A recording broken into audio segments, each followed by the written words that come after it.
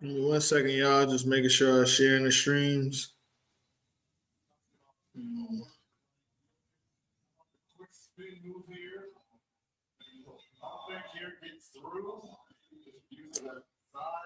Just trying to share the stream. Give me 1 second.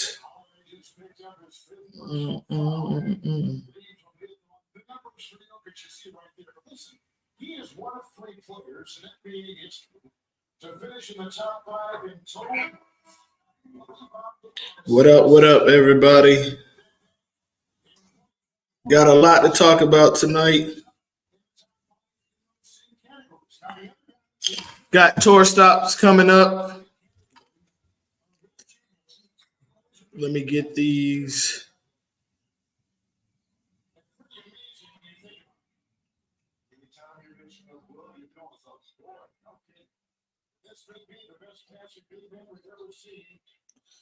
Just making sure. Make sure y'all share the stream. We got a special guest tonight. About to bring him on in a little bit.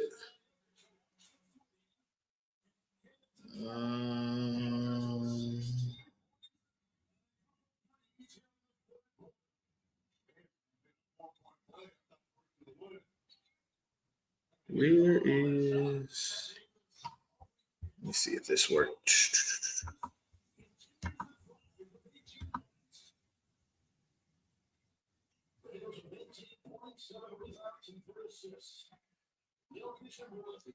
Got a special guest. It's coming up soon. How do you?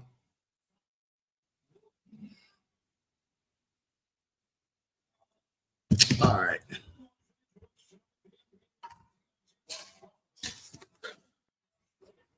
What up, peoples? We got a good show for you. Got a lot to talk about. Got tour stops coming up. AJ Rice shooting 900, which was remarkable. We're gonna talk about that. We're gonna talk about the future tour stops coming up. Move this a little closer. We're gonna get into some bowling things that I've seen this week. Some bowling. Also,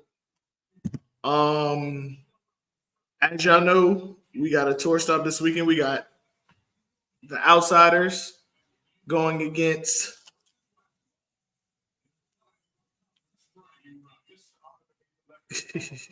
we got the Outsiders going against Critical Role. And tonight we got a special guest. The owner of Critical Role will be joining us tonight. We will be talking about transitioning into the role of an owner.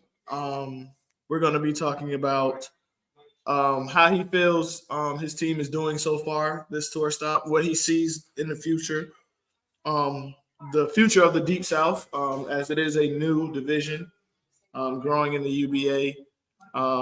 And I also want to talk to him. We're also going to talk about how the South is perceived in the UBA. So we definitely got a great show that's coming up. Got a lot to talk about. Upcoming tournaments, because Critical Role, I think on the 18th of February, they also have a tournament coming up, a scratch tournament. I believe it's in Douglasville, February 18th. And we already know me and Mr. Ed Borders have a tournament going on May 18th. First prize 2,000.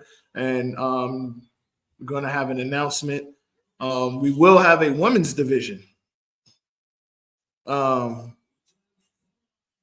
will have a women's division.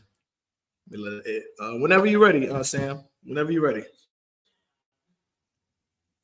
So we I don't want to keep him all night because y'all know me. I'm long-winded. Pause. I can stay up here all night. I'm sitting here watching the second half of this Laker game. What's good with you, Garland? We are going to be working on some people coming up here. We're going to have more guests, which I'm going to be excited. So a lot of my counterparts, Garland, Justin, who's always be supportive. One day I'm going to have y'all come up here, hopefully sometime next week if y'all ain't busy. I got my homie EK. He said he would love to come on.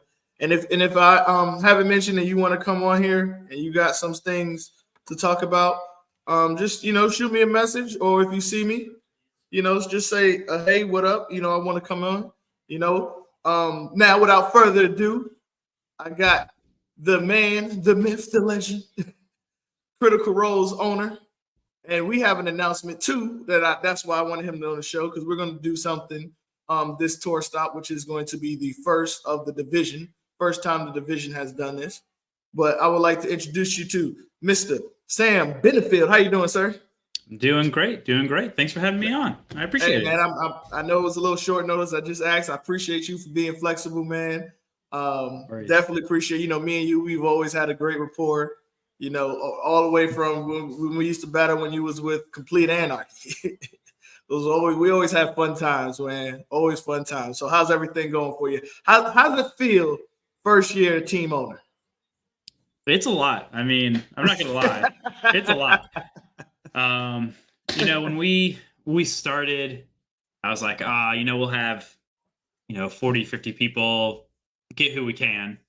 And somehow we wound up with 75, and it's been a balancing act, keeping as many people happy as we can. So it's been a lot.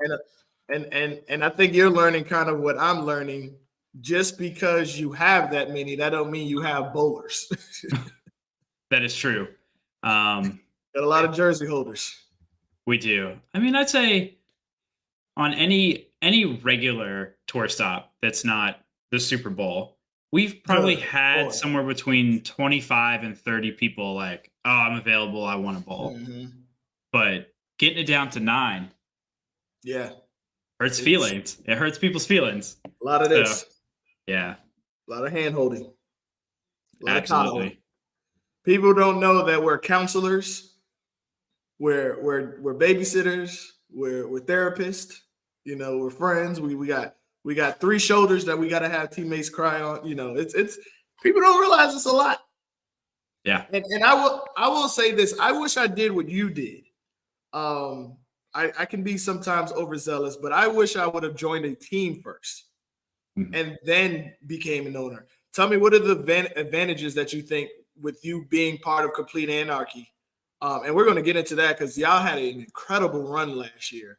And I want to talk about that too before we get into the Critical Role. But what do you think is the advantages of you being a bowler with the UBA before becoming a team owner?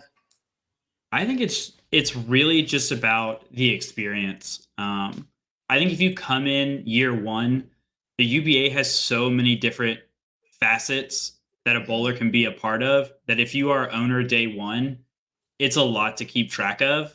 Woo. And, I would say that the Debkowskis drug me into the UBA a little bit, kicking and screaming, but it's been a fantastic experience. This is my 3rd year. I was with Complete Anarchy for 2.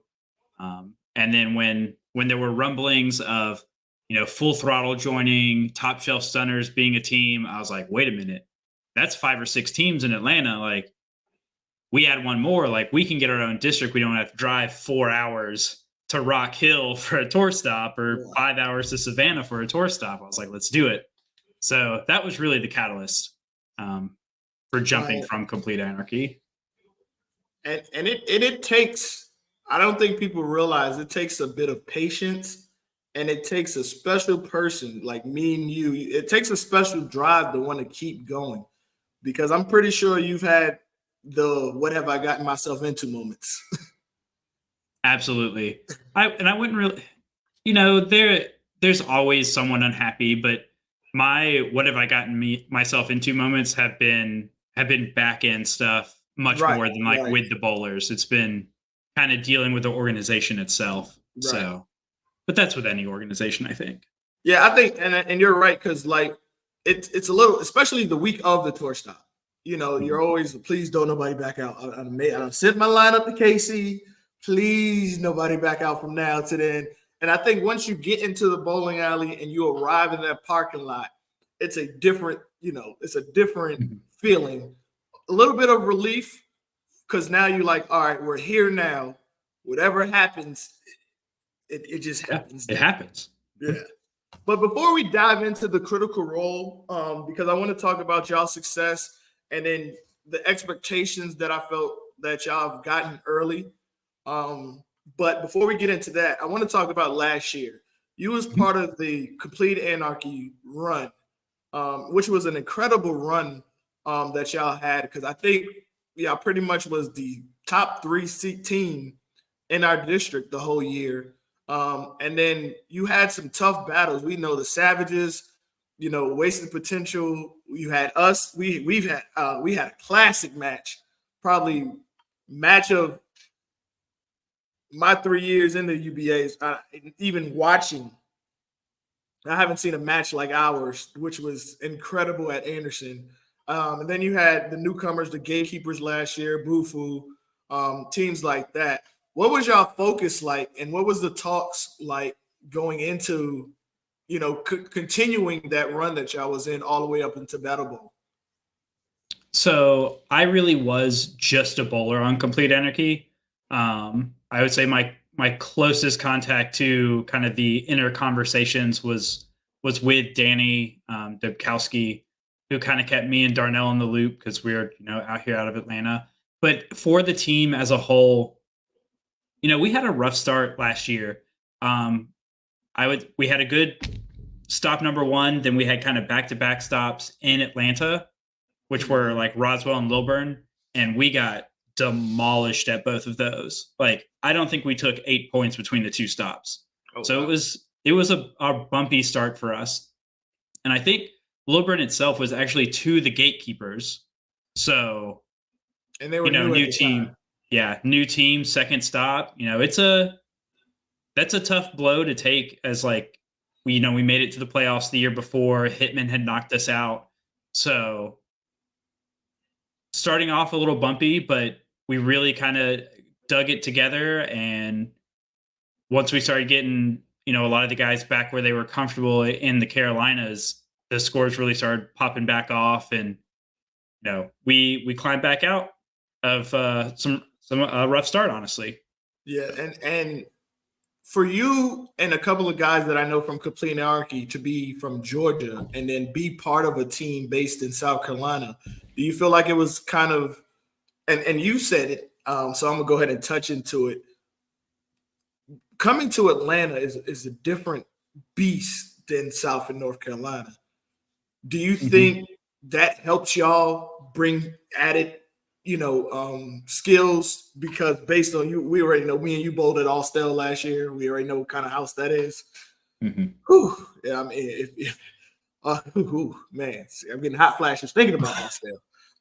but do you think that gave you an advantage joining a team in South Carolina where Ray was able to trust you more? Um, I think a little bit because I think even everyone has their bad day, right? My very Right. first stop with Complete Anarchy 2 years ago was in Roswell, 509, 9 splits. Danny's over there carrying me, backpacking me the best he can, shooting 747. Like, we got it's fine, it's fine. Like, he'll be better, and that's Danny likes to joke that like a lot of our success in the playoffs last year came from the energy that me, him, and Darnell had on handicap too. We always joke, shout out to Thomas Gaster, like Danny's like, we ended the Immortals on handicap two alone. Um, and that was part of the run last year. Like we didn't have until our final match to make it to Battle Bowl. We didn't have a game under 750, I think 730 something on handicap two. So it was a lot of energy, and I think I try and tell my guys even now, like it's not about having 235 bowlers on the lane. Like if you guys aren't talking, if you're not a Engaged. team in that moment, like you're not putting those big numbers up. One of you might, two of you might, but if someone's going to struggle if you're not there to like hold each other up. And you made a big point, because I think a lot of people don't realize, and I think giving a little sauce from the outsiders, I think our success has been based off of the energy that we bring to the tour stop. And I have to give props to Complete Anarchy, because after that tour stop that we had against y'all at Anderson, I saw the energy that y'all brought, and I tried to replicate that with my team, because I remember Tyreek Butler, shout out to him, one of our bowlers, his first tour stop with the outsiders. He was like, man, the energy was incredible. Like I've never had somebody root for me in bowling like that. And I think what I saw there, even we faced y'all in Anderson, but y'all still had like, I think it was 7 to 10 people behind y'all still rooting y'all on. And the energy is key. And that energy is what drove y'all to Battle Bowl. So I want to get into that with, we know it didn't, end like y'all would hope. But what is that energy like for people who don't know, who's trying, teams like my team, the outsiders? I saw y'all, watched y'all, I saw that energy. People who want to taste that. What is that energy like once you make it to Battle Bowl? It's different up there. Even our match against NWO to get up there, like NWO is loud.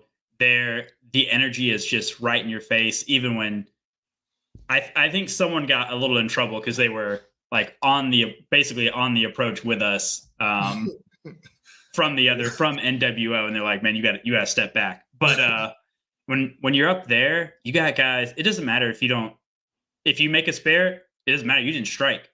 They had a woman sitting behind us with a megaphone. Just every ball you didn't strike, stay like just yelling into it. Stay quiet. Stay quiet. Wow. So, I mean, it's different. Like you go to league. Sometimes people are loud. Shout out Big D from Austell and Woodstock, and getting on the floor yelling juice every ball. But like that's nothing compared to like the noise they make at you up at Battle Bowl, and even getting deep into the playoffs for the Southeast. It's different. I always tell people one thing about the UBA that I had to realize is it's not the noise that gets you; it's when you're not striking and everybody's striking around you. That's the hardest part. And then of course we know strikes bring energy, and if you're striking, the team is the energy. But so we've all saw it. Let's talk about it. Y'all matched with Murder Inc. Yep. I saw Darnell. I think it was what you had a good set. It was me, Danny, and Caleb on handicap 1. Darnell was on scratch with David Circle. Sorry, team. I don't know who else was on on scratch. And then we had Charlton and 2 others on handicap 2. And what would you say if you can do something, if y'all could have made something better, not far as the lineup, but just what would be one thing if you make it the Battle Bowl this year with Critical Role? What would be the one thing that you and I don't want you to give away your, what you'll tell, but what is one thing that you will definitely take away from that, next time I go there, it'll definitely be better? I think if we make it this year, I think the big difference is keeping the energy together. And I think that was, like I just alluded to it, like through our playoff run, me, Danny, and Darnell were handicapped 2. That was our energy pair for the 3 of us. And we kind of broke it up because a couple of our scratch bowlers up there, they weren't having the best looks in the tournaments leading up to the top 8. That's a great point. And so we're like, you know what? We think Murder Inc.'s going to just come out and it's going to take, 2,200 to be like even competitive on scratch. So we broke us up and went with something a little different. And the energy just wasn't the same. We had the same guys on the lanes for the most part, but the energy was just different. And I think that's really kind of where we misstepped. But that's something you can only say in hindsight. Like, obviously, you would say if you've got 7 of the same 9 guys on the pair or on the 3 pair, you would think same energy, but it's just not. And I don't think that's something you learn until you do it. Right. And I can attest with that. As far as when you go into certain position rounds and you try to change things up, what you think, and a lot of things is trial and error until you get there. And like Mike Tyson said, everybody has a plan until it punches you, until you get punched in the mouth. So how important was those tournaments leading to there? Because I know they have a lot of tournaments beforehand. Think, going to the tournaments early definitely prepared you for, being prepared for that final battle. And also want to ask part B to that question is, and I guess it's more of a curiosity question for me, is how well was it for y'all to travel as far as people getting there? Was it a hard time with people getting there, or, how did that also affect y'all lineup? So I'll start with the travel part. The travel was a bit difficult because let's say we had 13 guys up there total, maybe 15, 4 or 5 of them showed up the day of the match. Like they got work and stuff, they can't fly up Wednesday. It just is what it is. So they were flying in that Friday. Like, guys were getting to the alley like an hour before like our match was supposed to happen. There was a delay like coming out of, I think, Atlanta. Like I said, those guys are in Colombia. I don't know that they flew out of Atlanta, but we're going to say that. Right. So, and that was kind of where a bit of the struggle was, because the guys that had shown up, like we said, we had a couple of the scratch guys that were there early, bowled a couple tournaments, like the open trios, the practice tournament, and it didn't look awesome for them. And they knew it didn't look awesome for them. They're sitting there, 9s bearing their lives away, like just not, and they're like, you guys, yeah. And they're telling us, right? They're like, as a group, they're like, I don't need to be in that lineup. Like, for the final 9, you guys saw what I did in these last like 3-5 game tournaments, and it was a bunch of nothing. So let me put the sneakers on and shout from the back. But when we got 5 guys behind us, and Murder Inc.'s, I don't know that they're out of Bolorama, but they're in that district. Yeah, they had 30 people behind them, and like you said earlier, you think having 7 people's loud, having 30 of them back there, it's intense. And I put this comment on the screen because this was going to be my next question. With us being in the South, and I want to be real, and I don't want to make it seem like we're complaining, but how important do you think it is to kind of have Battle Bowl at a mutual middle ground location? For that reason, that way both teams can kind of feel, because like Leonard said, Murder Inc. is out of Jersey, and even though they may never move, but let's how do you think it would have been a different outcome if it was more at a centralized location where both parties can get an even amount of their same guys there? Because Jersey and Delaware is a car ride. Yeah, it's quite the hike for us. And I mean, I really wish a lot of the stuff would be a little more central. I mean, even I see Mega Bowl as being like in the middle, honestly. Because if the furthest team north is like New Hampshire or something or Connecticut, Mhm. and we've got the furthest one south currently, like if you don't include Texas and California being in there now, being in Augusta. Okay. Virginia's probably about the halfway mark. Right. But even then, for us, that's still 8.5 hours. But then maybe it's closer to 8 hours for the guys in northern New York. But I don't see him moving it Yeah, as and we're just talking. yeah. Like I don't see them moving it either. But I would love to see it like Ohio at where they have the Haneke. I would love Mhm. even Vegas. I would love to see something like that. But like I said, we're just talking. We Yeah. know we know the history of it where they will have it. But I agree. I would like to see certain stuff more centralized, especially here in the South. And let's go ahead and dive right into it Mhm. before we get into your the season. And then Mhm. me and you've had talks about this before. Yeah. What do you think it will take for? Because there's this. Let's be real. When you're up north, which I'm originally from Brooklyn, New York, Mhm. so I understand. And then when I moved to the South, I understand when you live in New York, everything under New York is the South. Fair enough. We've considered Virginia the South, Mhm. but I've lived in Virginia. A lot of people from Virginia don't consider that the South. And then we have our division, which is North.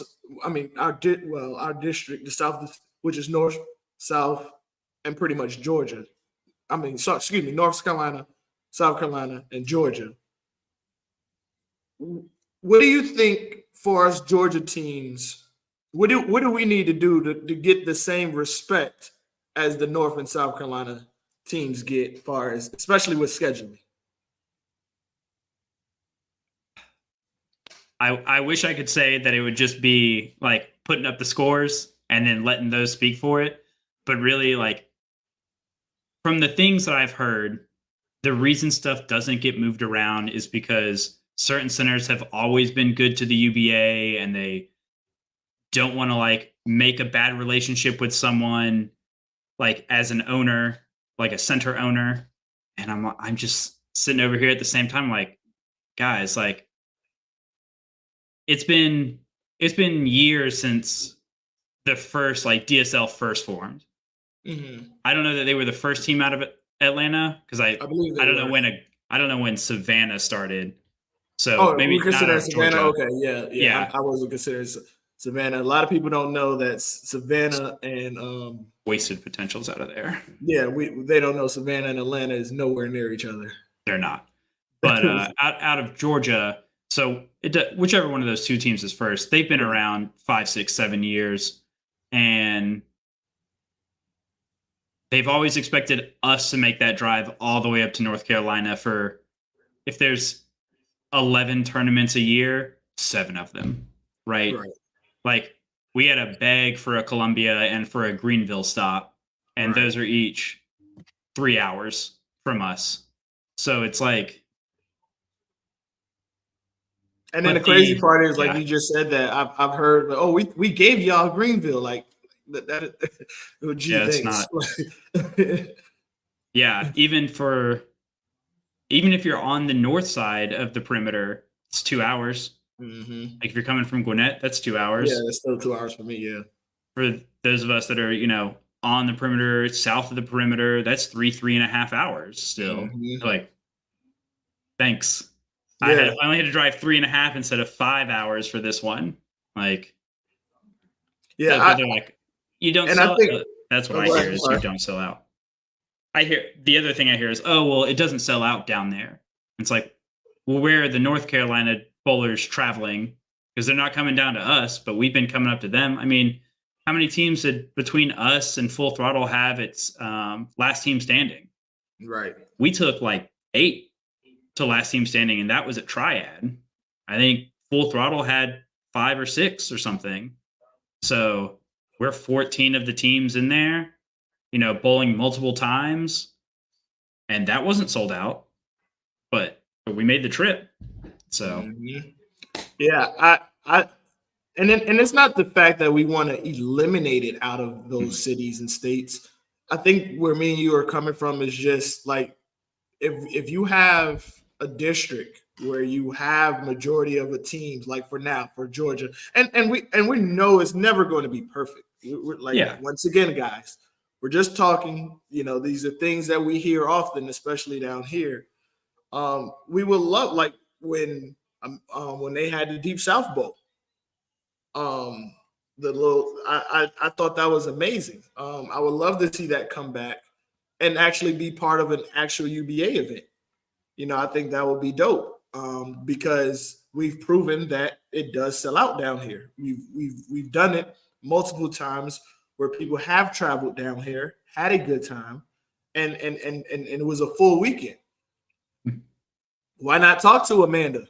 Try to make that a UBA event. Even if it's a preseason, let us know that you do see us because you hear the talks. And me, I got a big mouth, especially I'll be on the chats on the group pages, and I see people's comments, and it doesn't bother me because I get it, but me personally, it doesn't bother me, and I don't take any offense to it, and I think mainly is because I know you're not traveling down here. It's a different situation, like you just said with Battle Bowl. It's a different situation when I only got to drive. Let's just give you an hour. It's a different situation when I got to only drive an hour versus 3 hours to anywhere or 4, let alone 4 or 5. It's I don't know. I think you talked about it. You've seen it. I put a challenge out there. I said, hey, we're the outsiders. I'll bring my best guys to your house. You bring your best guys to our house. Let's have a house versus house competition. I do see Dre does, starting to put a 9 versus 9, but he does a spinning wheel. But we already know the houses out here are different, and if I'm always battling you in your backyard, yeah, you kind of get the advantage of it, and then you're talking junk, and I hear you, and you're absolutely right. If you beat me, you beat me. If I lost, I lost. I can take a loss. I can take the trash talk because, like I said, I got a big mouth, so I can take it just as much as I dish it. But deep down inside, you're still not getting my respect because I'm bowling you in your backyard. And people have heard me say it. I like me a little bit. Versus anybody, except Josh, who just shot 867. Good grief. Uh, but like stuff like that, I think, and I pray that they start to look at us a little bit more, because we will show up. We down here in Atlanta, our culture as far as the bowling is pretty much but we talk a lot of trash, do a lot of pot bowling. We have a lot of tournaments down here. Todd Tillery throws a bunch of tournaments down here. And I think people, it's Atlanta. Atlanta sells itself. And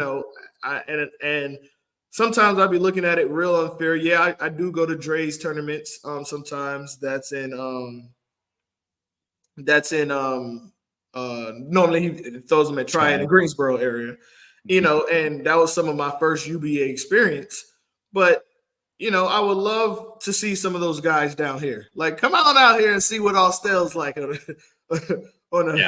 on out here and see what Roswell's like. We ain't gonna say Stone Mountain. We keep y'all away from there. We're gonna keep y'all away from Stars and Strikes. We want you to come back, so we ain't gonna take you to Stars and Strikes. But Lilburn is a great house to have. Delk Road is a great house. That's not far apart. In Austell, we talk a lot about Austell, but Austell is a good house too. It's just a challenging house, and I think, if I don't know who we need to talk to, but if us as owner, come down here and bowl a tournament, bring the family, come to the aquarium, go to the Coca-Cola Museum, we got stuff to do. Yeah, like I don't get it. Like I would love to see them throw more events down here, And speaking of throwing an event, I see Critical Role is hosting a scratch series that they have. I seen the I think I seen the full Flyers. schedule, but the first one Mhm. is coming up. Correct me, it's February 18th, right? February 18th. Yeah, we're kind of like the headlining sponsor. Michael McNeely, who is the coach at SCAT Atlanta, has created that Georgia Scratch Bowlers tour. Shout out to And Scad. yeah, me and some of the guys bowled like a number of the stops last year. I think he puts on a really good tournament. Um, really worthwhile. And his culmination there at the end, you show up if you're top 8, top 16, don't have to pay anything for that day, and you can still walk away with like $2,000 for not putting anything in for that final tournament. So it's he puts on a good tournament. I'm not gonna lie. I think he's got some growing to do. Last year was his first year running tournaments, so outside of that's outside of the college realm, I'll say. So, Mhm. but yeah, I think they're great. That's why when he announced last year he was looking for sponsors, I'd like to think I was one of the first people that messaged him. I was like, I want the headline spot. Like, it's something That's I'd put my name behind. Yeah. That's dope.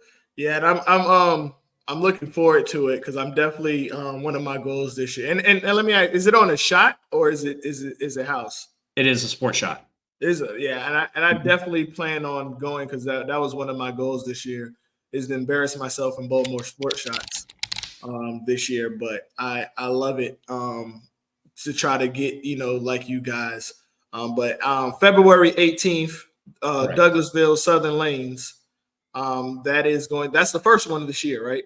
Correct. Yeah, that's the first one. And the next one is, you Is remember, March. Yeah, it is in March. That is the doubles tournament on March 3rd, Sunday, March March 3rd 3rd. And that is in Marietta. That's at Delk. at Delk Road. Mhm. So that I definitely will be looking forward to that. Now, let's get into the Critical Role. Let's do it.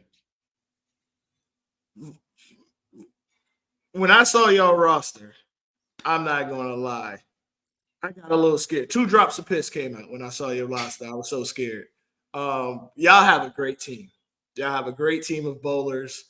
And me personally, the only way to match you have to put your best against you guys. And when people saw your roster, um, this is the first time I've seen in North and South Carolina talk about anybody other than DSL as much as they, as much as any team. When you saw that and when your team sees that, is there any added pressure to that? I mean, I absolutely think there's added pressure to it.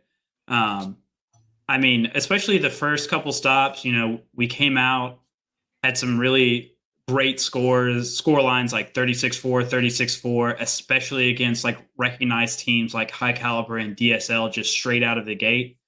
And then having like Dre and Mal and Jason put those lists out, and we're climbing. We got an honorable mention. Oh, we're in the top 10. Oh, on the power rankings, we were like fourth for a very hot second. Um, so I think it does. I don't know if all of the guys on the team see it as much as like myself or Danny, like who's been in the UBA for a while, who is a little more active on the Southeast page. But I think it adds some pressure. And even inside of the group, like I said, we started off so hot, 36-4, 36-4, 30-10. Only being down 18 points through 3 stops, we had guys like, oh, let's try and break a record. What's the highest anyone's ever scored? And I think they've been humbled a little bit in the last few stops, which we're 7 stops in. Technically, we're 4-3 on the season, but 2 of those losses were just abysmal. I mean, we took DSL for 36-4. They came to at their home house. They came to Austell. We bowled a bunch of our guys that regularly bowl at Austell. They took us 38-2. So, I mean, I see that as a wash. Like, they're technically up 4 after that match, but it's like, oh, we did it to them. They did it to us. Fair is fair. And Right. then when we heard about the random wheel, I was like, oh man, I knew there were teams I Yeah. didn't want to catch in certain houses, and Tri City was a team I did not want to catch in Greenville, Yeah. and A that's lot of people exactly don't know who we caught, that's and pretty much like their second house. they showed us why. I mean, they had a great day, and our guys just didn't. Um, we struggled to put up some numbers, a lot of nine spares, and we lost that one, I think 38-2 or 36-4 as well. So of our three losses, two of them just complete blowouts. And in this last position round against DSL again, 22-18, it was tight. A little struggle on handicap too, but we went 8-2, 8-2 on scratch and handicap one.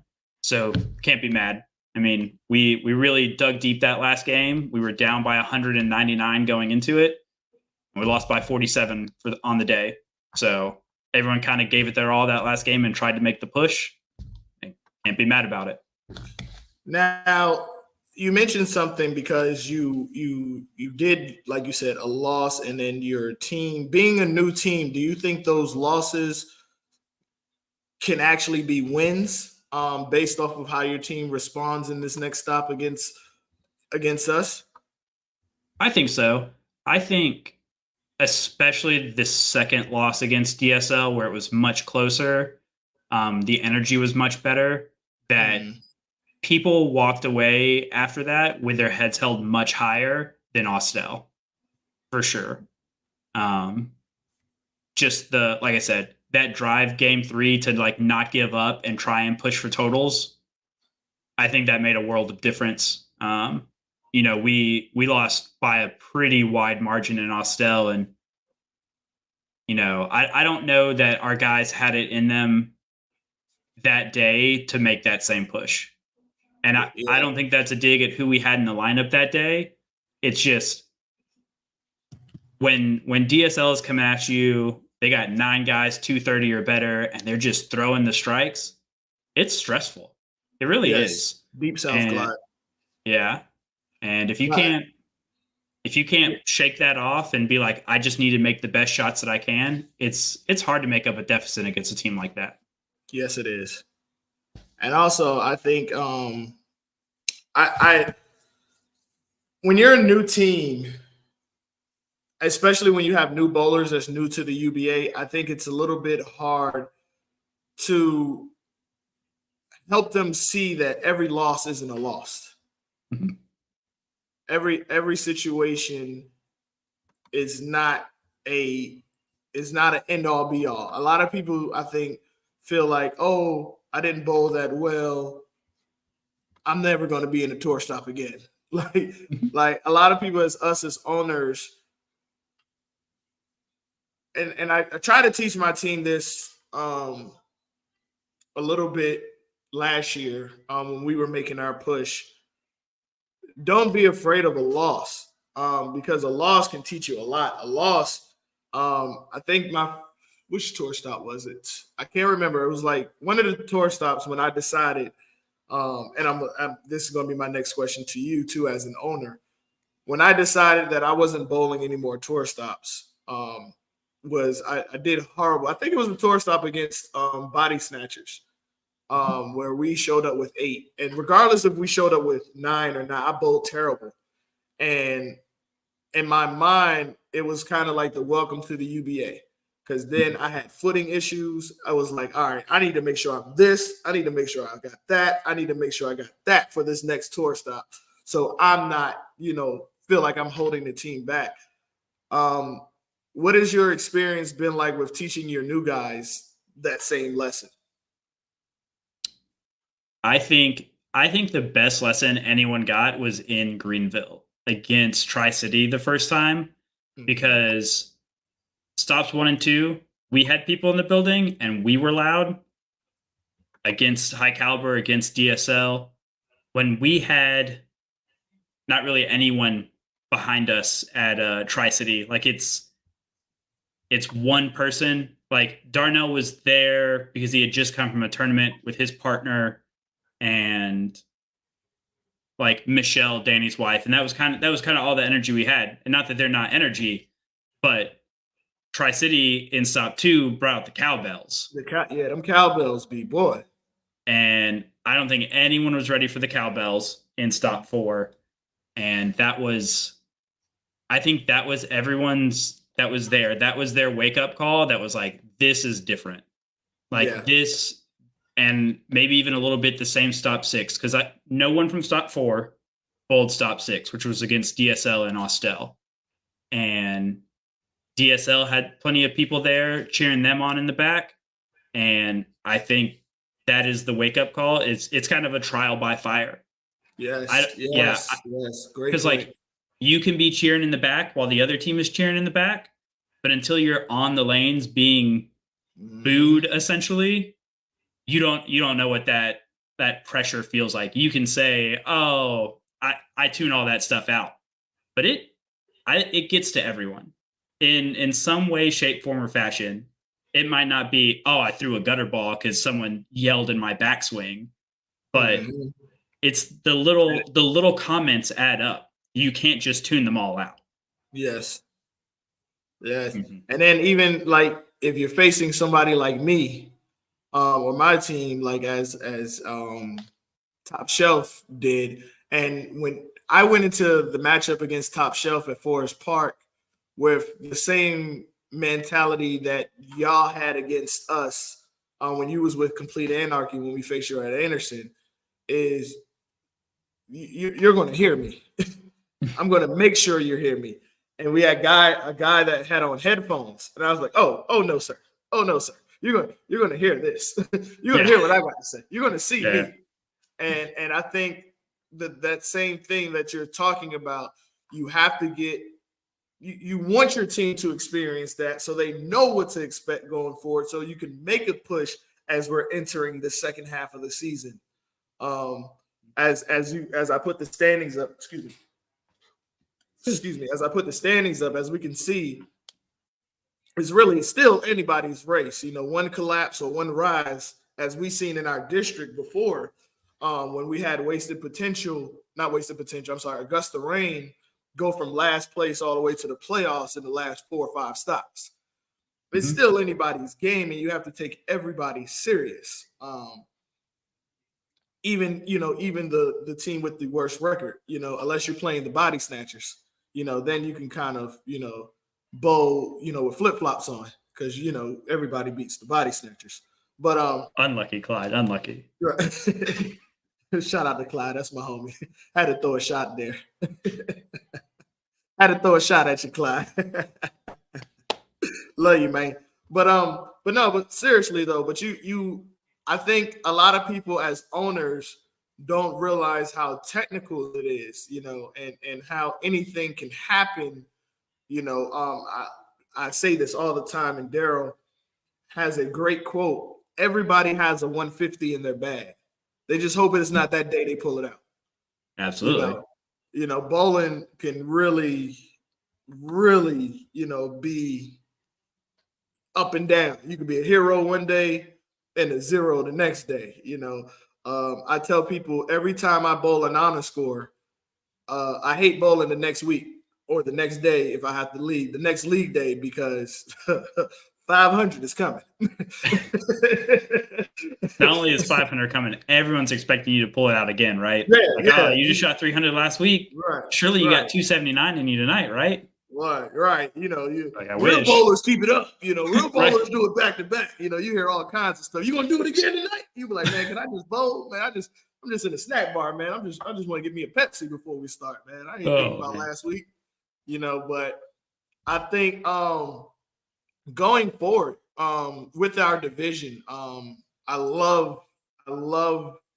put these numbers up because we all know we talk a lot of I missed Kevin. Kevin, you got to come back and do your recaps, because it was such great conversations and such great your votes. I mean, not your votes. Your predictions was spot on, and everything. I want to see Kevin come back because it gave great conversation, and the same thing with Jason Hales, Malls, and Dre's list. They gave great conversation, Whether you agreed or not, things like that gave great conversation. And even with these standings that we see, and we see the growth of Tri-City, we see the growth of Top Shelf and Full Throttle. How do you feel like this division is going to be going forward? I think it's going to remain competitive. I think even for my team, I've kind of planted some seeds. Obviously, I love all my bowlers. I don't want them to leave.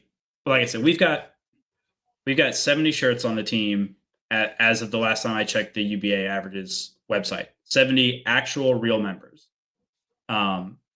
And I did some math, and I think maybe 13 of those aren't. They're more cheerleaders. They know they're cheerleaders. It is what it is. So we got 57 people. DSL's got 90 plus people. I think you guys have a lot of people. Yeah, I think we're like 50, close to 60. Yeah, and I feel wholeheartedly that at some level there will be kind of an evening out where we're going to lose some people. DSL will lose some people. They'll go make another team. You guys might lose some people. Top Shelf Center might lose some people. And then we're going to fill this out to where there's not 8 teams in this district. Well, there might be 8 because we'll kick the South Carolina teams out. Sorry, Tri-City and High Caliber. Then we'll have 8 true Atlanta teams, and then we'll grow from there. And I think that's the way to keep it competitive. Because, after our first 3 stops, I had people from other teams coming up to me like, oh, I want to hop to Critical Role because you guys are obviously doing something right. You know how many of those I got after our 238 losses? Yeah. Nobody. But that's part of but if I just took everyone that was like, oh yeah, I want to be on your team now because you guys are winning, then what? Then that's hurting the other teams, and that doesn't grow the district. Because there is rumor that somebody is going to start a team next season. Yeah. I've heard of one team for sure. Yeah. But again, like I said, I honestly wouldn't mind. If I had someone on my team that was like, man, I'm really interested in kind of starting my own thing. Would you help me? Absolutely. There's no bad blood to me. I started the team to get people interested in the UBA. Yes. So if I lose 20 guys because whoever it is and their friends want to go start their own team, that's awesome. I'm happy for you. We will still be as competitive as we can be every year. I think as of Stop 7, us and you guys have fielded 39 different bowlers. That's the most of anyone in the Deep South. The next closest is Full Throttle at 33. I'm trying to get people playoff eligible. I want to be playoff eligible. Right. You never know. You never know, right? And we were just talking about this the other day. Because Leonard actually put out if everything stopped today, here's who everyone is bowling, and we pulled NWO first round. I didn't like that he did that after we lost, but fair enough. But he did, yeah, I did like that. I saw that. But he put it out. We were going to be against NWO, and we were talking between the officers on the team. We're like, that is an emotionally and physically draining match. You can, if you only take 9 guys up and you get past NWO, you got to bowl again. That next match is going to be awful. You've got to have 15 guys in the building at least. Yes. You might have some people that can keep it up, but it's hard to ask 9 guys to bowl back to back in matches against teams like that. And the sad part about it is until you do it, you think you can, but you don't know. Mm-hmm. I'm inside story. I think I told this story. When we won the first round of the playoffs, yes, we won the first round of the playoffs. I don't know where this notion is where everybody think trash. Let me hold on. Sidebar. If you're gonna talk trash, at least know your facts. God damn, people be making trash talking not fun because you don't even be speaking facts. You'd be like, no. Know your stuff. Do your history before you talk trash. When me and Kevin was going back, friendly trash talking, I had to ask about him first because I didn't really know him, so I had to get some fuel first. But I just wasn't throwing stuff out there randomly that I just made up out my make trash talking fun by knowing your stuff. But my bad. But going back to the topic.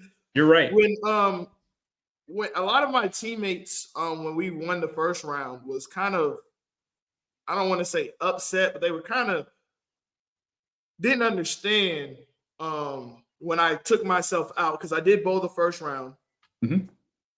and I bowled very well. But going into that second round, because I felt like we only had 9 or 10 people there. We had 11 people there because Furby and Kevin Arms came.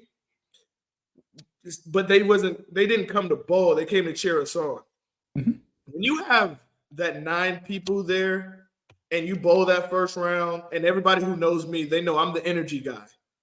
Mhm. When you're bowling and you're trying to bring that energy, and we all saw a famous video of me walking in front of dude, yo, when I tell you exhausted after that first round, like, and because they don't even take that, we drove up that morning too. So not Mhm. only did we, we drove early, which was what was that? 4 hour, 5 hour drive? Yeah, 4.5 at least. Yeah, that was like a 5 hour drive to Newton, North Carolina, and then to bowl, and then to be the energy guy, and then to bowl another round. Like, yo, when I tell you, now people who don't know, I'm also a referee, and we need referees bad. Not couch referees, not bleachers referees, people who actually get paid to go on the floor. We need referees bad. So sometimes you'll do, like I've done 10 games in a day, or I've done 5 baseball games in a day, and I've been tired. But when you're bowling and you're that energy guy and you're trying to get your team hype, and then not only that, you're the owner, so you're putting the lineups together, and man, that is draining. Like, that is a lot. Like, Yeah, after that first round, I was exhausted. it'll Like, do it to you. and I think the second round, we faced the Beach Brawlers, and I was just sitting on the approach like this. I was just sitting like, hey man, let's go. Like, I don't even think I stood for more than 5 minutes in that second round match, and everybody was like, "Why you ain't bowling? You had a good set." I'm tired. I was tired, boss. It might have been a good set one, but you get Yeah, that 500 this set. You're like, right. I already Boy, feel it. shoot, probably been 450.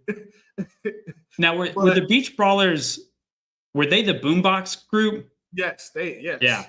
So that's another thing. I hated it because their playlist was awesome. That's Like, true. I It was hated not it. good. I was mad because their playlist was so good. I was like, oh, I didn't hear this in a minute. I was like, oh, okay. But yeah, they were the Boombox crew. But yeah, they had a great playlist. Too bad And they had it a was lot just of working people. for them. They Yeah, were trying yeah, to get you guys relaxed. They're like, oh yeah. yeah, this is It what we're worked. It worked because, shoot, if you would have gave me a hot dog or a hamburger fresh off the grill, boy, it would have been a wrap. It would have been a wrap. But yeah, I think as an owner, and looking at this league, I mean, looking at our division, if we do get a true Atlanta division, boy, we need to get a camera crew. Because it is going to be some boy. It's going to be some mad people walking the league. You see somebody, boy. It's going to be some trash talking out here, boy. You think absolutely. North and South, and I got to give it up to North and South because they got it good. It's hard to match that North, but Atlanta, boy, we be already live in league, boy. We position round 1 and 2, yeah. I hope you come ready to bowl because it. So imagine an 8 to 10 team tour stop just here in Atlanta. It would definitely be great. And like I said, I think we have some of the best bowlers out here. And I'm also putting this to you, because Clyde and Leonard, we talked about this on one show. When we do the I think it's pronounced Palmetto District. Palmetto Palmetto. versus Deep South. I would love for us to do a trios pair of the next up and coming. Mhm. Like, everybody brings like their top 3 up and coming or top 4 up and coming, and have a match like they're like the first 2 years in the UBA, but not just in the UBA, but like the new bowlers. Yeah, younger bowlers, or Yeah, not younger younger, but bowlers. like fresher bowlers. Right. Yeah. I think that would be dope. So we Mhm. can see and we can kind of start guiding that future. Because Yeah. I think every team has some fresh killers. I think Southern Asylum. I think they have some of the best core with Lane, Darren, Taylor. Mhm. You guys is the core, our core. DSL has, they're always going to have a great, young core of up and coming. Um, I think that would be a dope, event too. Mhm. We'll have to figure out, the terms of it, but I think that would be a pretty good term. So with the season coming up, I'm Yep. sorry, with the second half of the season coming up, Mhm. we already know that you have me and you, we have a date this Sunday, Super Bowl Sunday, at Roswell. And here we're going to go ahead and we're going to call it because it's past 12. I didn't send her my lineup yet. I'm sorry, Casey. I'm gonna send you my lineup soon. Um, who do we're gonna go ahead and announce it. Yeah. So this Sunday, we're going to have the Deep South's first ladies pair, ladies versus ladies pair. I am super excited because I know you have some great ladies on your team that are eager to get out here and show what they can do. And we do too as the outsiders. I made it very, very clear to my team this year that I did want to build our ladies or Mhm. build lady outsiders because I think my first year I only had two ladies um, on the team. The first year, only one of them was active. Yep. But the second year, I got two more. I think two or three of them was active. And this year, I think I've added about I want to say maybe 6 to 8 ladies. Mhm. And I am super, super, super excited about that pair. And not even just, to see who pair is better, but just to give these ladies a opportunity because y'all have heard me say this before. I love watching ladies bowl because I feel like they're some of the most fundamentally sound bowlers. They're it's almost like a rinse, wash, repeat. Like they don't even have to try to repeat a shot, and it's just amazing to me. Even though they feel oh, you should watch this guy. I'd be like, man, if you really want to get your release down pat, watch a female bowler because Mhm. females are awesome. So how excited are you about this ladies versus ladies pair? I'm excited. I mean, we did a women's pair on our end against Top Shelf Stunners up at Tri City, in Easley. So I I ain't think, gonna lie. I threw mines to the dogs. I put them against high caliber. I put them to the dogs. but I think I'm excited because I think it's one thing to be like, okay, we got a women's pair together, no problem. They'll bowl whoever. But I think it starts like its own kind of like rivalry when it's women versus women. Like there are Yeah. plenty of guys like you see Darnell every time we bowl DSL. You see Darnell yelling at a wall, going, "I got you, Juice!" Like that is his made up rival in his mind is Juice every time Right. we bowl him, and I want to see that with the women too. Yes. I want to see Brandy go out there and be like, "All right, Tony McQuarrie, like Mm-hmm. I'm coming for you," you know. So I want to It's see it. Yes, sir. It's going to be fun, man. I am definitely looking forward to that. First time in the Deep South District, you're going to have a ladies versus ladies, and me and you both have put out ladies only fair. Like I said, I put Mhm. mine out at Lil Burn second stop Yep. against high caliber. I threw them to the dogs early, and I had um, I had two ladies and one male on a pair against Southern Asylum. And Mhm. when I tell you it's something different when you put a ladies on a pair because they're focused. Like they come Yeah. into their, hey, what's going on? I gotta focus. I gotta get ready. Yes. Yeah. And Zoned in. and you have and I will say this, and I'm not, disagree or don't disagree, I don't care. You have one of my favorite female bowlers as Abigail on your team. I'll tell this story till I'm in the grave. Abigail stayed and cheered me on in an eliminator that I had at where were we at? Bush River. We were at Bush River at that eliminator where I was on a pair with two Complete Anarchy bowlers in the first round. I didn't know they were Complete Anarchy, and I was a scared little pigeon because I was sitting there like, oh my god, what is going? These jokers can bowl. A lot of people don't know. Sam, you don't know this. That was really my first real bowling tournament. I bowled in a bowling tournament before, but it was only like, I think maybe like less than 20 people that showed up. Yeah. But that was my wake up. Like, I need to go practice. Like, I ain't nowhere where I need to be, I remember I was like, oh, I shot pretty good. Like, I probably got around these guys. And then it was like, not even close. Martrell smoked you. And I was like, oh, dang. Man, yeah.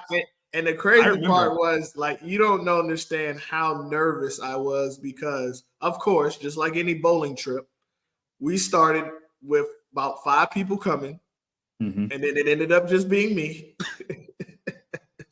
It happens. And I didn't know, and that, I was known as, oh, that's the guy with the new team. That's the guy with the new team, So everybody's coming up to me, and I'm just observing and watching. I'm like, yo, these motherfuckers are striking. Like, good grief. I couldn't tell you what board I was on. I was just, throw it up second arrow. Like, I was just as green as you know. Like, and Abigail came, and she stayed the whole time and rooted me on because I was by myself. So I will always appreciate her for that. That is one of my favorite female bowlers. But I'm looking forward to that pair also with that. So with the season, with the second half of the season, how do you feel as y'all going into trying to make this playoff rush and getting your team back to Battle Bowl? How confident are you with even seeing some of the teams that and the stuff that's happening in North Carolina? Are you a little bit worried about where your team is now? Coming off of back-to-back losses, or is it all right, guys? We just had back-to-back losses. Let's put it. Hey, because being honest with you, as far as for us, we were going on in the right direction, and then we took a hard turn at this last stop. So it's kind of like, all right, guys. If you know who you are, if your number's getting called, it's time. It's go time. Are you in that same boat with your team, or is it pretty much we're going to continue to do what we've been doing and kicking ass and taking names? I think a lot of it is going to be kind of more of the same. I did tell the guys, coming out of stop number 7, said, listen, at this point, most everyone that has put available, like we've bowled you at least once for the most part. And so coming into these last 5 or 6 stops, I think it's going to be a lot of team building for us. Like I said, that energy on a pair matters. And so I think in our last 6 or 7 stops here, 6, you'll see there will be pairs that are only put together because those guys like bowling together. And that's just how it is. Like, it could be a bunch of scratch guys on handicap 2. It could be, one super low average guy and one mid average guy and then a high average guy. But if that's where the chemistry is, that's what we're going to look to put out, because I want to see whether they shoot good or bad at a tour stop. I want to see their energy for all 3 games, because that's what's going to matter when it comes to playoffs. Because, like, are you gonna go down with your head down, or are you going to still have your head up trying to figure it out? I think David Spar has been a great addition to the team, a really solid rock on our scratch pair. Like, if I go to David, I'm like, David, give me 2 guys you like bowling with, and they come out. That's not who we're bowling this time. I think you guys get. We've talked before. You guys are getting Darnell, Kevin McCarthy, and Tiny Baby Halverson this weekend on Scratch. But it's like, if David tells me, here are the 2 guys I want to bowl with, we put them out, against whoever we're bowling in Anderson, which I think is Full Throttle. And 2 of them, just have that energy all 3 games. And I've got 1 guy that's just got his head down. Like, he's not striking enough, so he's unhappy. Like, I'm going to go back to David and just tell him, be like, I want you to be my scratch pair leader for at least 1 playoff game. I need you to find someone else. Like, because even if whoever that second person is, like, they can have a bad day, but I need to see them like push through it. Because if they have a bad day like that at the playoffs, it's over. A bad day in the first 13 stops, as long as you wind up in the top 3 at the end, it doesn't matter. Take the 2s and 38s. If you could, like you said earlier, if you can learn from that, that's what I'm looking for. Right. I don't need to win 40 points every time to know that we've got something good going on. That is a great point, because like you said, you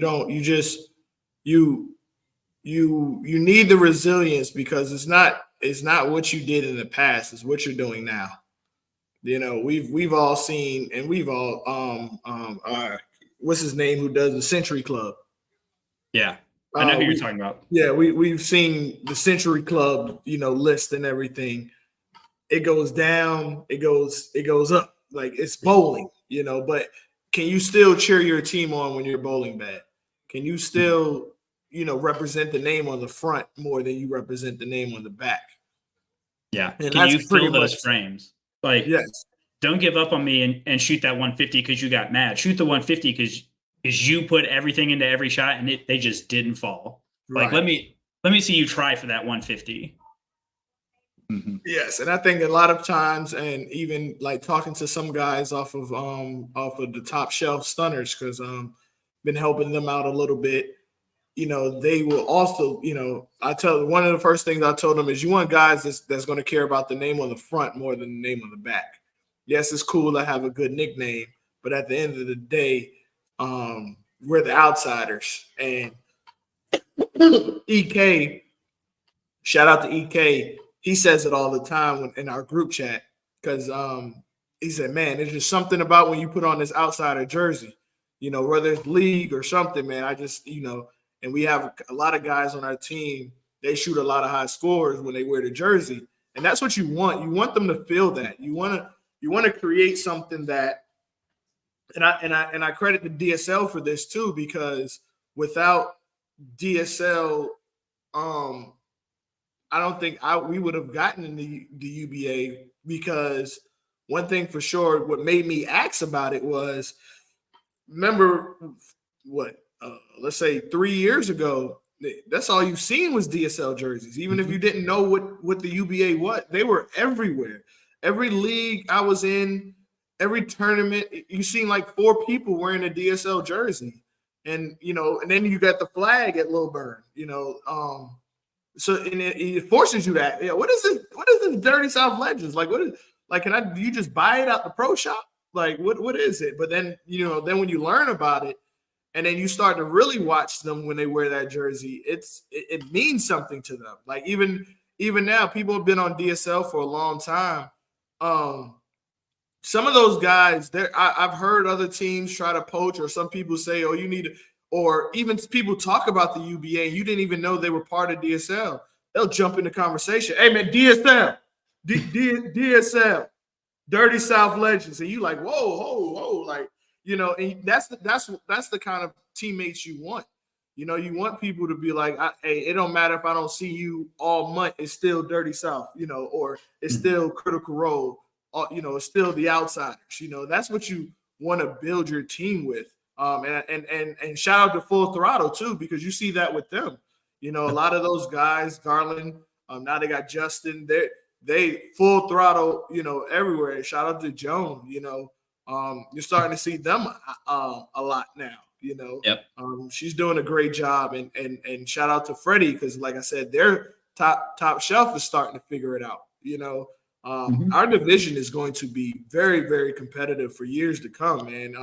Shout out to Amanda for pioneering the district, really. Yeah, shout out to Amanda for kind of leading the way with breaking off of the team that she was on to start. To have, because it's like you said, it's not easy, man. It's a lot because it's almost like a full-time job for real, because it's no break. It's no break. It's always trying to make people happy, try to get them to understand the direction you're trying to go. I think the hardest part is having them understand it's not personal. It's nothing bad. Like it's not a bad. Sometimes I may tell you you're in a tour stop and then have to move you to the next one. It's availability. It's people could travel. It's and let me ask you this, because this is something I do. How important is it for you? I don't know if you've ever bowled at. I think we have a stop at, how you say it, Oconee. Oconee. Have you ever bowled there? Seneca Lanes. No. So how important is it for you to try to get out there so you know what the lanes are, so you can prepare your team? So do you think that's an important aspect of it too? I think it is. I think Oconee is the one stop this year that I don't know that we've had anyone bowl at. Question mark. Yeah. Being in the Deep South last year, we had stops in Anderson, we had stops in Easley, like Greenville. We know what it's like. So it wasn't a big deal to kind of do any kind of reconnaissance, I guess. Right. But Oconee, I have talked to, like, shout out Fat Joe. Fat Joe's got his belt match coming up Saturday. Shout out to him and what's his name? Pakapwa. David Pakapwa. David, yeah.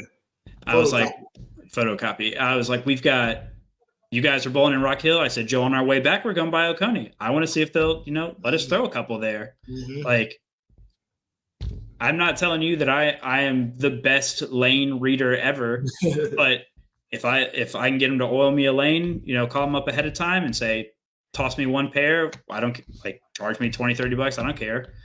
And then I go and I'm like, hooks a fuck ton. There's going to be one of two things. Either we're going to go with people that don't hook it a bunch because it hooks a fuck ton, or we're going to go with some people that only bowl well, Josh, when it hooks a fuck ton. Like, so I think that one stop in particular was important for us to go out to, because it doesn't always pan out. I mean, I think Austell's a really good example. We went in with a plan.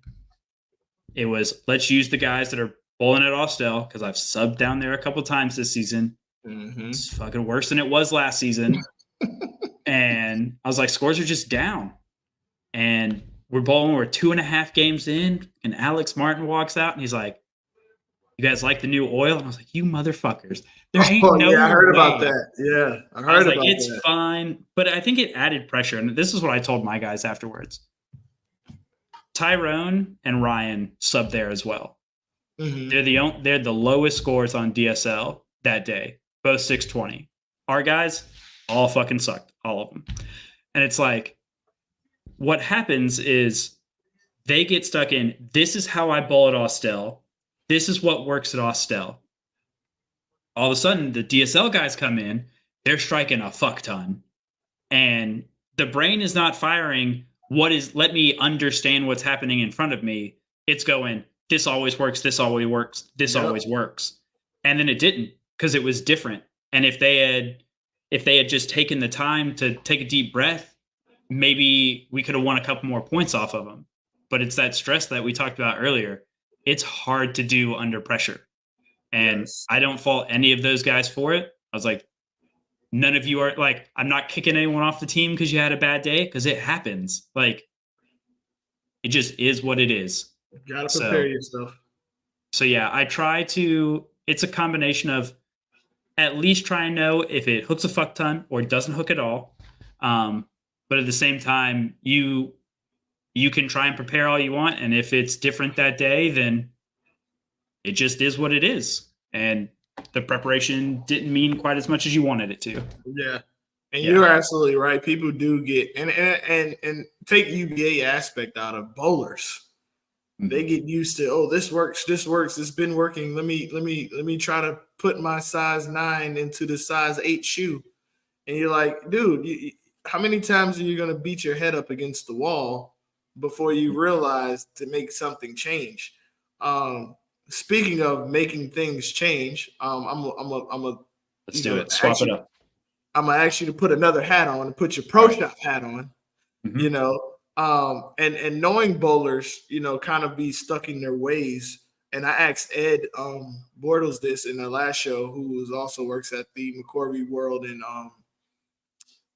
Conyers. And I know you own your own pro shop, which is great in far as you getting into bowling. I mean, not getting into it, but you being a bowler and pro shop owner. How do you suggest people come into the pro shop, being let's just say wanting to be better bowler, but kind of beating their head, like we just talked about, into the wall with what you're doing is not working. Let's try something else. What are things that you kind of tell people, who come in there, like you said, in a pro shop, most people come in there with a plan, and then you have to tell them otherwise. How do you handle that with, telling somebody, or what advice would you give people coming into a pro shop to know, what to do to make yourself better? So I think the biggest thing is you got to find a pro shop that you trust to start with. That doesn't have to be me. That doesn't have to be Ed. Doesn't have to be one of Daniel Cohen's shops. It's whoever you can trust. I don't know if he's on y'all's team, but the Robert Sims that took over Lilburn, I know a lot of the guys love him over there, and that's fantastic. Because if you can have faith in what your driller is doing, it's way easier for you to go out and score. But I think the biggest thing for a lot of the guys is get with, they don't necessarily have to be a coach, but someone that can see your physical game and there's always one thing with everyone that's like you're doing it so subconsciously or unconsciously that you don't know what it's doing to your full motion of your swing, and you're losing pins because of it. Yeah. I think learned a that's hard lesson tonight from him. Yeah, I think go into the shop, make sure it's someone you trust, make sure everything fits okay. Because if everything fits okay, then you can really start improving from there. And then just wrinkle out the couple of things that are a problem, that are causing a problem. Because there's no right way to throw the ball if you can repeat it. I think it's Dre. Dre hops 35 boards every time he throws the ball. What about Calvin?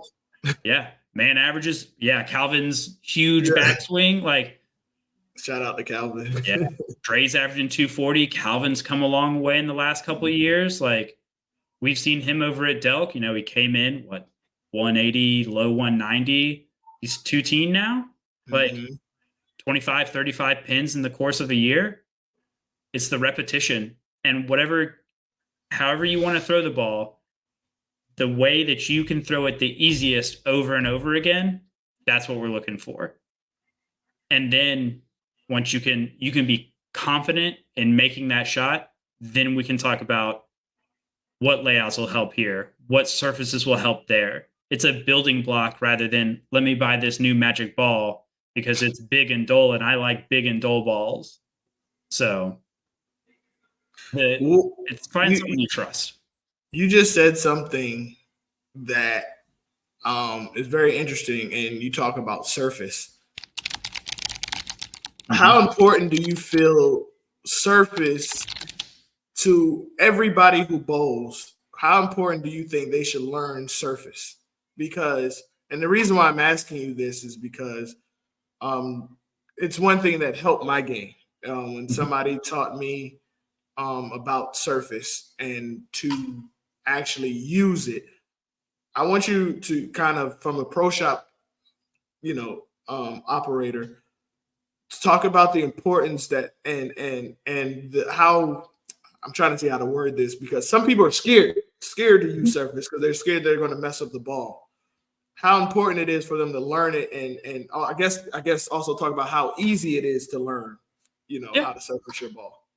I think learning to resurface the ball is super easy because it's just numbers, right? You see a pad, it says 500, that's going to go down. You see a pad that says 4,000, that's going to go up. I think the best thing anyone can do, and they can do it themselves, you can use like 10-pin toolkit, the app. There are videos that both Storm and Brunswick have out that are like how to find my axis tilt, my axis rotation. Mm-hmm. Just kind of find what box you fit in. If you are let's take Fat Joe again, super low tilt, not a lot of rotation, man is burning off energy very fast. What do we not want? The big dull ball. We want something that's a little cleaner, a little shinier, because that's what's going to help him get that ball down lane and not dead through the pins. But then you have someone on the other end of the spectrum, like Danny or Justice on our team, that don't have a high rev rate, speed's a little higher than it should be for their amount of revs, and they've got a ton of axis rotation. Well, you're going to need more surface, my friend. Like, the ball is going to try and go 90 feet, and we need to get it a little closer to 35, 40. You know what I'm saying? Right. So keep some pads in hand. Like, find out what box you're in. Are you low tilt, high speed, low tilt, low speed, high tilt, high speed, high tilt, low speed? 4 boxes. Or are you matched in the middle? And that's going to determine a lot of what surfaces you're going to personally like to see on the ball. Now, as you get better, I think your realm of surfaces opens up. When you can be better and repeat shots more, you will find that, I'm going to go start bowling on sport shots, something short, surface. Like, let me get it to roll out, not overreact on the back. Tuesday's great. That's a challenge league, yes, 45 feet. And so I think that league is very, very surface dependent. You can take in, I think when we first started, it felt like a lot of surface really was the answer. Like it was working really well for both me and Josh. As time has gone along in that particular center, more people are getting a little more comfortable in the right part of the lane. And now we don't need as much surface because it's not just me and him there anymore. Before, we needed to break it down with just the two of us for all night. And now we've got some people that are closer to us, closer to the right part at the back of the lane. So we both come up. I'm using stuff at like 4,000 now, where when we started, I was at 1,000. Josh is throwing a shiny pin down TNT. Like, it's a progression, and it's something I think you learn to widen as your game gets better. Yep. And also, I think that Tuesday shot for me also made me pay attention to what layouts, too, to your point earlier. I really started getting with my pro shop operator, Robert Sims, and understanding layouts. Like you said, anybody who watched me bowl, they know I like to play the right side of the lane. But at that house, I can't play the right side with, a weak short pin for me. I needed something, and he told me, like you said, trust your pro shop guy. He looked me dead in the eyes and said, you're going to have to learn to play left. Yeah, on 45 feet, absolutely. He's right. Yeah, and that was one of the things that kind of changed my scores there. I was like, all right, let me go left. And I had to start practicing left and, like you said, playing with surface and understanding my layouts on certain balls because I had to play left and understanding, okay, what is this ball going to do? What is this layout going to do? What is, this? So to your point, you are absolutely right as far as knowing and trusting your pro shop operator, what he's doing. It's just extremely hard being on teams with a pro shop operator because you bastards won't leave him alone while he's bowling. Good grief. Let him bowl. The hours of the door says he's closed, so he's closed. Let him bowl. But anyway, no, he don't have no super glue. No. Oh, I get that all the time. You got super glue. You got this. Can you swap a grip out for me? And we're freestanding. We're actually supposed to officially open here in probably about like 6 weeks. We'll have a storefront in Norcross. So Oh, that's that's pretty dope. exciting. That's dope. Definitely, if you want to come back on and promote that, you're definitely more than welcome. I'm gonna go ahead and let you go, Sam. I Awesome. want to appreciate you for coming on. I'm looking forward to our match on Sunday. You gave a lot of great information. You gave a lot of great insight, especially to your the Battle Bowl that you had last year. I want to wish your team definitely good luck in the seasons coming forward. I don't wish you luck in stop 8, but you know why. But going forward, we definitely wish you luck going forward. And I want to thank you for coming on, especially short notice. This was fun.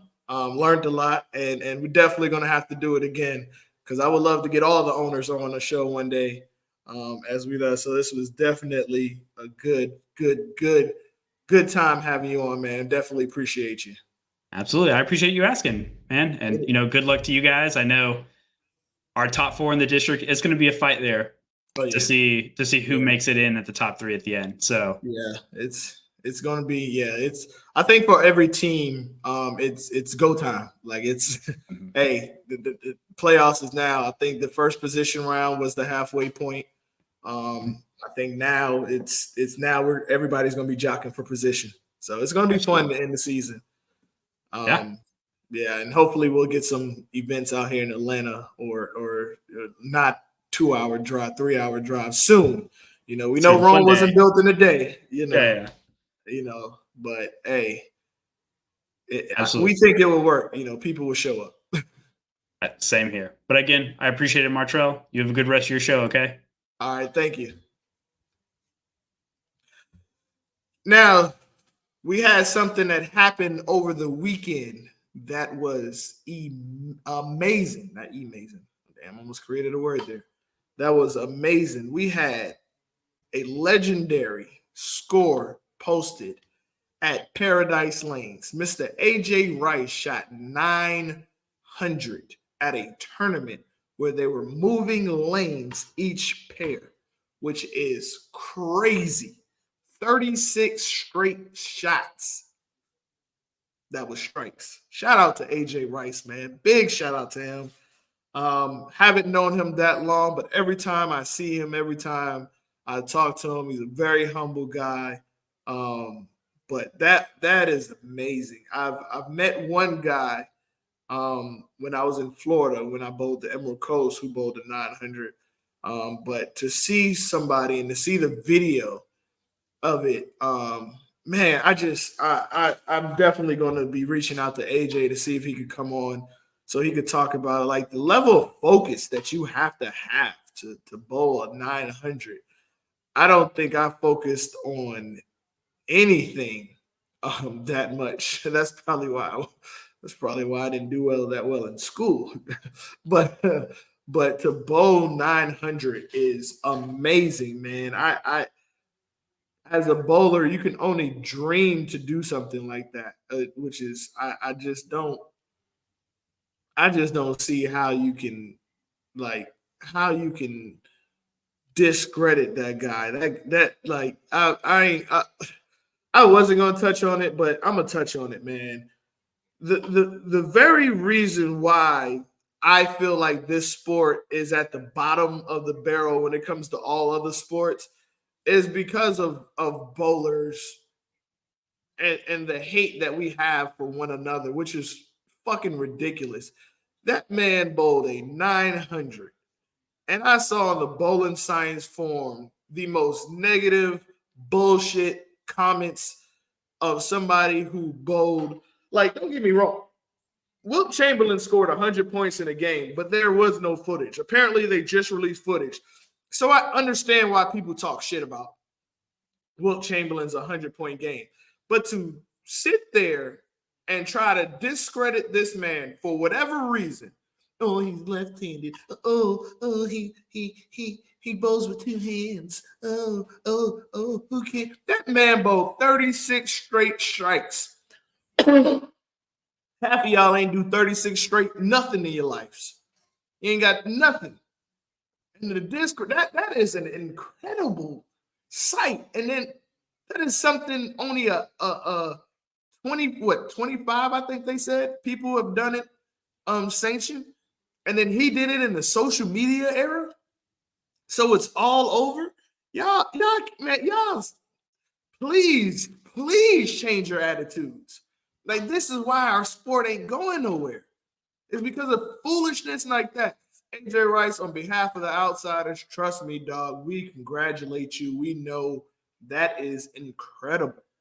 Incredible. And for you other miserable motherfuckers, shut the fuck up. If you ain't got nothing nice to shut up.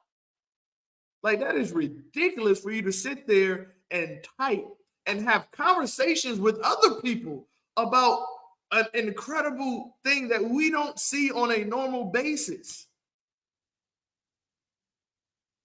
I've been to baseball games and I've seen a no-hitter. I've seen a perfect game. I've seen somebody hit for a cycle. I've been to basketball games. I've seen I was in Miami one year. Not Miami, I'm sorry. I was in New York for LeBron's 50-point game in the Garden. I've seen it. I was watching Kobe's game when he scored 81. I saw that. You don't see 900s often. You don't see that often. You don't even hear about it often. And for him to do it in the social media era, as well as that man bowls, period. And then the next day, I think he shot 830. The next day. But then also another thing that I don't hear people talk about, as far as I know, AJ is not from South Carolina. He doesn't bowl at Paradise Lanes often. So for him to do that and people try to discredit him, shame on you. That is distasteful, and that is the reason why our sport doesn't grow. That is the reason why only 5 people get shown on TV. He's from Alabama. Like, that is crazy for you idiots and you old farts and you dumbasses to freaking try. Even if I don't care if he was no-handed, I don't care if he was kicking the ball down the lane. 300s is crazy, especially when you're moving pairs each time. He didn't even do it on the same pair. He moved each pair. That is think about that is crazy. Right, I agree with you, Leonard. That's the best thing I've seen since Forrest Gump ran cross country. I agree with you. And he wasn't the only lefty on the pair. So you can't even make that excuse for him. Like, you can't even make that, like, shut up. Like, please, the sport, everybody wonders why. Oh, we don't have this. Oh, we're on Fox. Oh. Like, we used to be on ESPN. Now we're on Fox. Next time we're going to be on Peacock. You got to subscribe, $5.99. Like, we have a great sport. It is not an easy sport. We are the only sport, other than, I think, golf, where the conditions change every single second. Every time something happens on that lane, the conditions change. I think golf, you can't predict the weather, so that's why I compare it to golf. Brian said we used to be on ABC every week. We barely get to see our sport because we're not supporting one another. I don't care if you disagree, if you don't like left-handers, if you don't like two-handers. What he did should be celebrated, sanctioned or not. He did it in a tournament. He was moving pairs, which is crazy. A 900. And the fact that man has to come on Beyonce's internet and see negative comments about himself and about something that he did, I just don't get it. Like the people who are on the bowling science forum, and you know who you are, because I'm definitely gonna post this on there. You should be fucking ashamed of yourself. Like you're grown men having full conversations. And I'm willing to bet out of the grown men who was having those fucking conversations, the highest probably said on there was probably a 701. This man bowled a 9. You know, I strive every week to try to bowl a 700. This year, this year, I finally got more 700s than I have 800s. But this man, it struggles me to bowl a 7. I fuck up something every 8th or 9th frame and and don't get my 700. I just I don't know what it is. I just can't get. Don't get me wrong. I will. I will figure it out. But just as of now, I have not yet figured out what I'm doing wrong, where I'm messing up my scores, because I'll be on pace for the 700, but it just one game or 2 frames, I end up messing it up. I strive to get this man got a 900, not a 900. He got a 900. That is crazy for people to be sitting there and be talking about that. And I think what is crazy about it is, and what I think is it makes it even a little bit more special. And I think now you're going to start seeing it. Is he did it in the social media, where he in the social media age, where the people was there. I saw another video of him when he was doing the last 3 shots, and I saw how many people had their phones out. You know, I ain't seen that many phones out watching a performance since Zach Levine and Aaron Gordon was in the dunk contest. Like, like that was worth the price of him. If I was bowling in that tournament, after he bowled the first 300, I'd have been like, damn, this month. And then after he bowled the second 300, I'd have been like, well, time to watch him. And then for him to do it 3 times, oh yeah, they'd have been like, hey, Martrell, can you please come to the lane and bowl? I'd be like, hey, wait, man, I gotta watch this. That man bowled that man bowled 3 300s on 3 different lanes. Incredible, AJ. My hat's off to you. Shout out to you. Great job. Would love for you to come on and just, talk about the level of focus that takes, and just what it feels like. I need to know what that feeling is like, because I've played sports all my life. I've hit a game-winning home run. I've hit a game-winning grand slam before. I've hit a shot at the buzzer. I made the news one time playing basketball. Football, when I played football, I ain't gonna lie to you, motherfucker hit me, I was the best basketball player after that. I ain't gonna lie to you. Pull my flag, I'll stop right there. Don't hit me like that no more. So football, can't say, but other sports I've done, pretty well in every sport that I've played. But to witness somebody do a 900, I think is crazy. I've even seen. I remember I was at a church event and they took us all to play golf as a teenager, and there was this one kid. It was his first time ever golfing. His first swing, he had a hole in one. So I've seen that before. But you don't even meet too many people that shot 900. That is crazy. To even meet somebody like he's now the second person I know that shot a 900. But to actually, I don't want to say I know him, but to actually be like, yo, I've bowled with him before. I've been on the lanes with him before.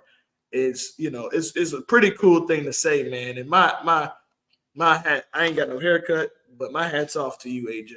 Man, that was incredible, man. I think February 4th will always be known as AJ Rice Day in the bowling world. Because that what you did, sir, was dope, man. Man, I ain't gonna lie to you, dog.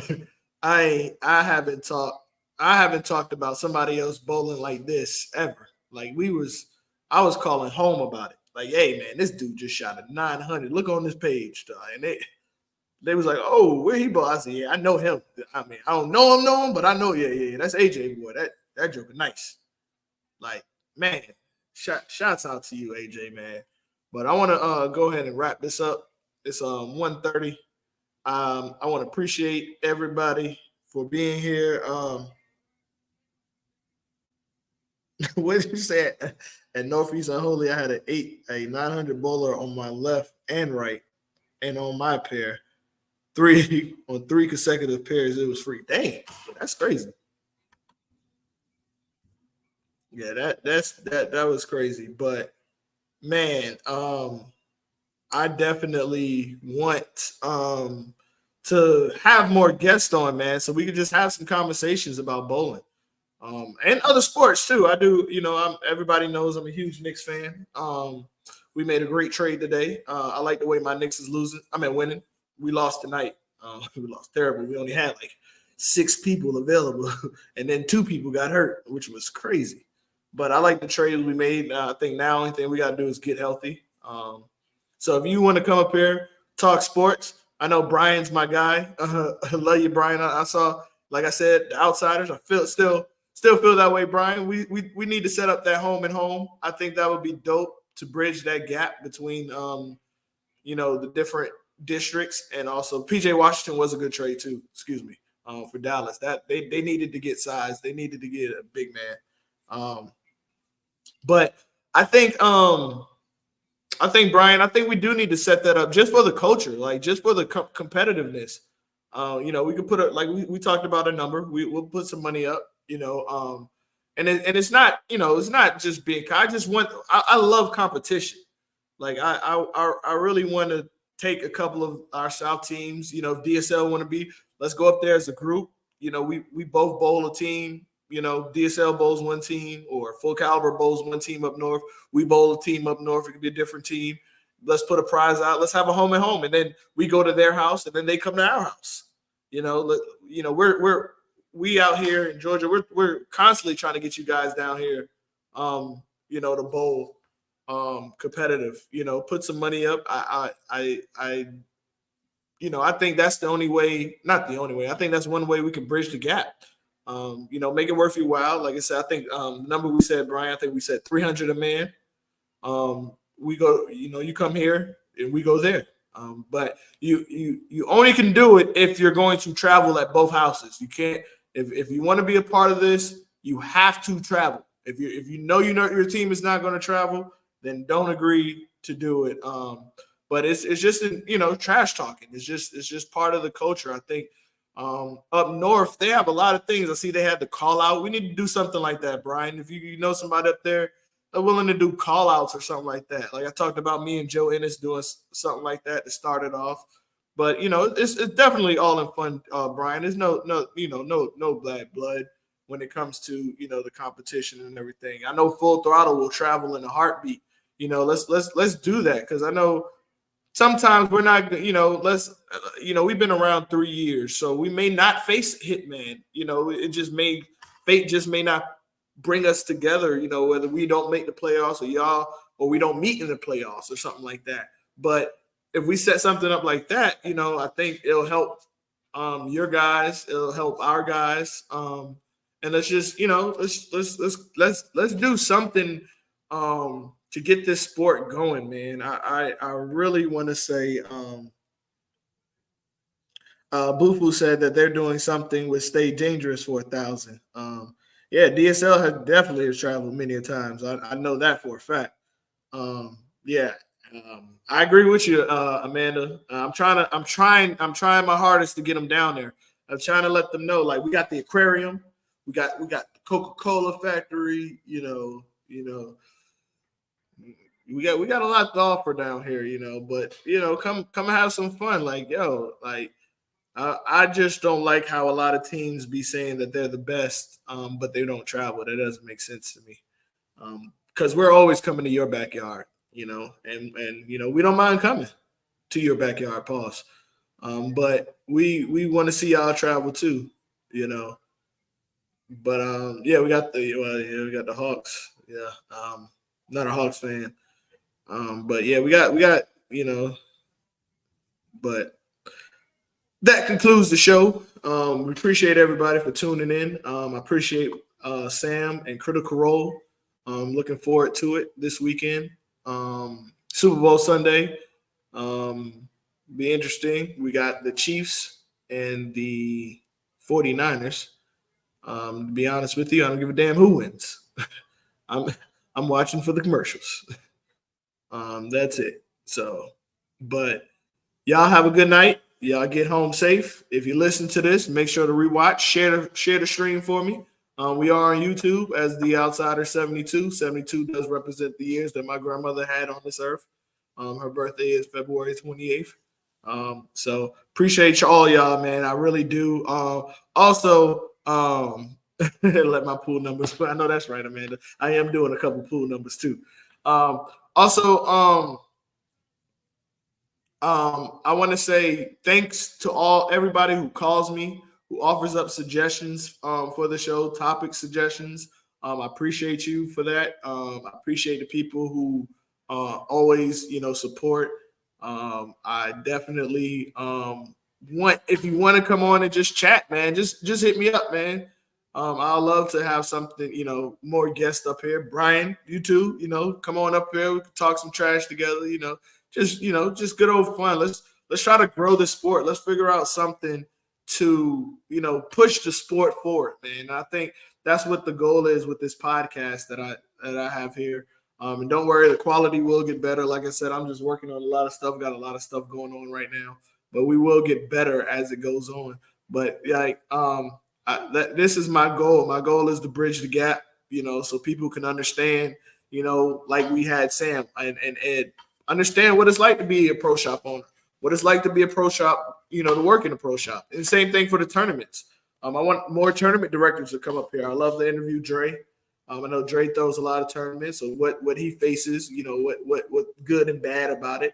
So any suggestions or anybody who who has something going on to push the sport forward, definitely drop their name to me. I'll reach out to them and see. I know it's a little late. I think what I'm gonna start doing for some of the late ones, like I've been trying to get Ty Tillery on, but I think he has to be to work at 4 a.m. So I understand he can't stay up to 1:30. So what I'm going to try to do is start recording the show a little earlier to kind of play that and have that available on YouTube, recorded version, and then maybe just play it, dropping it late night or something like that. So all the shows, if you want to rewatch or you want to send somebody, they are on YouTube. So appreciate y'all. Thank y'all. Signing out. Welcome to the outside.